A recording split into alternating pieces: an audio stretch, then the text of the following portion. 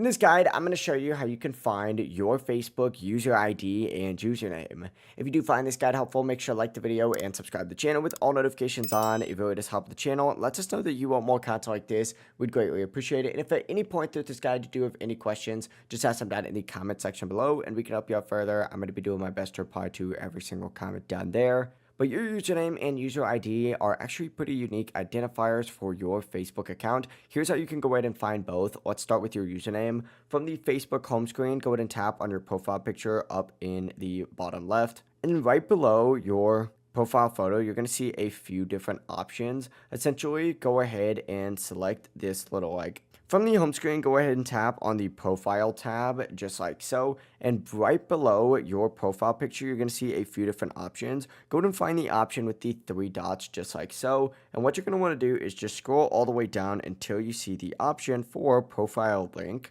After that slash where it shows your name, that text is going to be your username. Now to find your user ID, you're going to want to go ahead and back out of this section and hit the little menu tab just like so. It's either going to be in the bottom right or the top right depending on your version of Facebook. And then tap the gear icon up in the top right to open up the settings. And just scroll down on this page until you see the Your Activity section. You may have to scroll a little bit down in order to actually see this. But open up the Your Activity section and within here, find the Apps and Websites tab just like so. Choose from any of the apps that are actually on this list. You may have to scroll down a little bit in order to find one. But on that page, you're going to see where Facebook uses your user ID, and you could just copy it from there. That is all you need to do. If this guide did help you out, make sure to like the video and subscribe to the channel with all notifications on. It really does help the channel. It lets us know that you want more content like this. We'd greatly appreciate it. And if at any point through this guide you do have any questions, just ask them down in the comment section below, and we can help you out further. I'm going to be doing my best to reply to every single comment down there. Have a great rest of your day, though.